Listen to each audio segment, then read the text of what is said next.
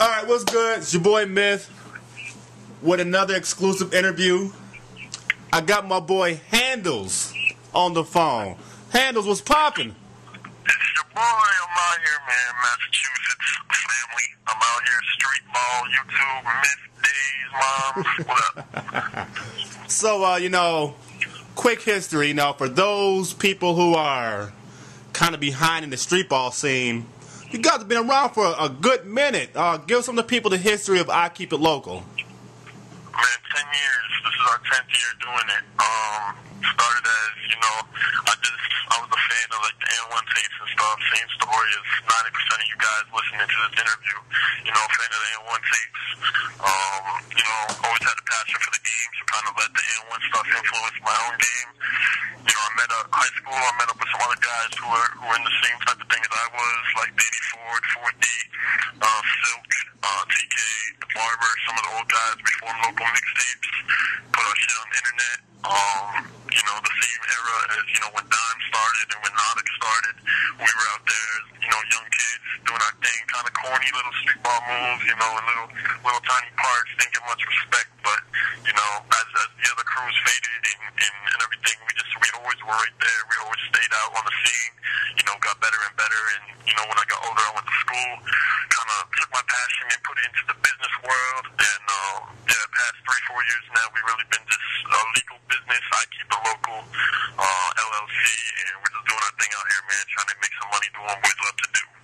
So now, you're kind of the same boat with me where you also run the business side of things, and there's other street ball crews out there that don't have the business sense. They just think, you get some people together, play a game, and that's it.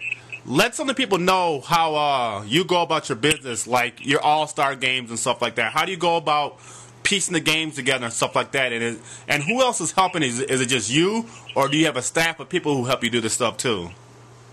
Actually, real quick, most people know him, like they've seen him on the DVD and stuff, but my man, Steven Fuller, we'll call him the CEO, I met him in high school too, and he was like our #1 fan, like always, like, drove us everywhere we need to go, brought us food in the hotel, like everything, like just biggest fan ever, and he's actually a really smart dude. He goes to school in Johnson and Wales University in Providence, so we kind of took his business mind and his passion for street ball and his, fandom, and kind of turned it into, a CEO type role, so he definitely helps me out, like 100%, email and phone calls, all that.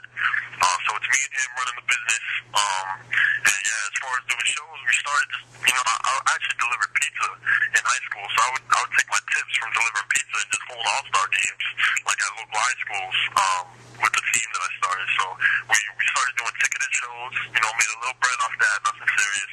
And lately though, since we become a legal business, all we do now, I approach the schools, show them what the program we got, because we do have a message behind what we do, community involvement, diversity, cultural diversity. That's what I Keep It Local is. So, to the schools, we offer the message, we offer the game, and then, they'll pretty much fly us in, put us in a hotel, and then we can do a good show for the kids. So we're definitely, family, kids, school-oriented group, and I think that's what kind of, the appeal is with I Keep It Local. That's what's up. Not to bring up any old wounds and stuff like that, but you're doing business a while with this other organization, Deuces Wild. Now, yeah, they're my favorite. My favorite group ever. Now, I had, the pleasure of doing a little bit of business with them, and they actually, they kind of screwed both of us at the same time about a game that you and I were trying to put together with Dave Street Ball and I Keep It Local out here. And they were kind of the middle. They were the middle people, and they kind of screwed us. So, things that end up happening between you and the women who ran that whole thing. For people who do not know what happened with this whole altercation between you guys, break it down because it got a little bit out of hand. I mean, they got the guy Swag, they got the swaggerific guy, and. You're an asshole, man, for bringing this up. I know you need the juice and the gossip for the interviews. I know you got to get the YouTube hits and the ratings, but, I'm not going to slander anybody because for a while there was a big time war going on, man, with the words and everything, man. I put my cell phone, I threw my BlackBerry at the wall, like, getting texts from these people, like, shattered, like, 3 bones, like, I think I put my foot through my Xbox, like, just going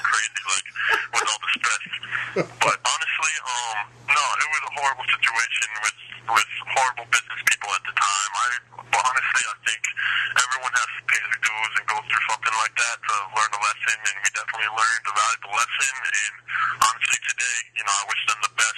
If whatever they're doing, I don't think they're doing the streetball thing anymore. But if they are, good luck to them. Best of luck. You're a better person than me because I'm dealing with some of this craziness out here right now, and it's bananas out here. But I'll leave that for a different episode.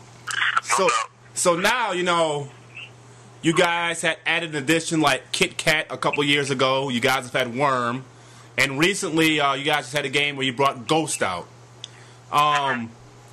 When you guys bring players in, what's the thinking behind bringing all the players?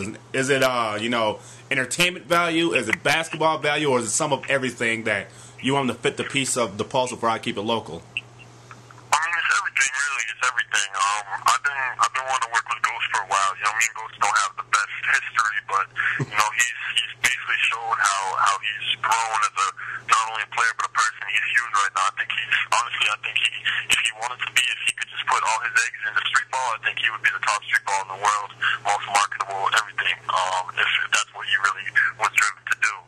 But yeah, I think I Keep It Local. Most people don't realize we aren't necessarily a crew. I mean, it's not a crew of the same dudes who go to different parks and challenge other people. It's almost like an agency.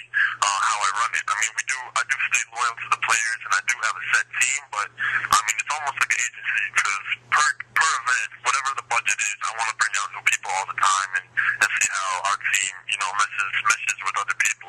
So, we brought up Breathe Easy and Ghost, and they both did really, really well. And the team, took a vote, and they meshed well with the team, good chemistry, all that. So, yeah, I'm always looking to bring out new people, and I definitely back up everyone we represent 210%. We got a great team. Good to hear. So what do you guys got coming next? Any more All-Star games? Any big events? What's going on with y'all? Man, I'll break it down super fast, as fast as I can. I'm actually taking the summer off from the street ball thing. What I'm doing is, with I Keep It Local in 2010, I'm not going to be marketing Handlez at all. Handlez is my, for those of you who don't know, my street ball name. I'm not going to be marketing myself whatsoever. I might be filming a little bit, but 100% of my energies need to go into the team to make this thing work and to really make I Keep It Local a household name. So 110% of my energies are going into marketing Kit Kat, Mouse, Worm, Ghost, Breathe Easy, Ridiculous, PG-13, 4D. That's my job right now. But I'm taking the summer. I got bills, a couple of family things going on.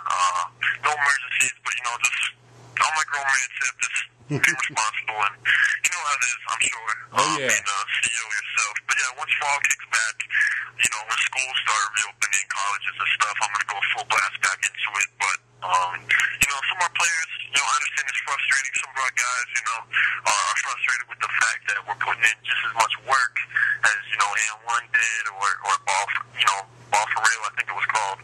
But we don't have that And1 money and that And1 tour and the And1 TV show, but we're doing the same amount of work. So I'm trying to let everyone know, stay patient. It's gonna come. Just stay patient, and I'm gonna get it popping because I'm gonna be doing this for the rest of my life. Right. I hear you. So what's going on with the next DVD? Because as I'm filming right now, I got the I Keep It Local DVD playing in the background on my flat screen right now as I'm doing this interview. So and I know a lot of you guys. I know you. I know CEO 4D. CEO hooked me up with a crazy shirt that he hooked it up and only wear for special occasions. So what's going on with the next DVD? Because the first one did not get enough love from people. I'm a fan of it. I watch it all the time.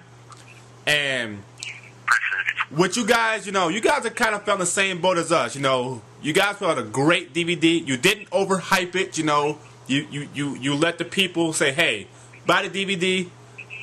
Let the DVD speak for itself. And for some reason, people, kind of downplayed it, or they waited for somebody to zip it onto a computer so they can upload it and stuff like that, which I think is pretty much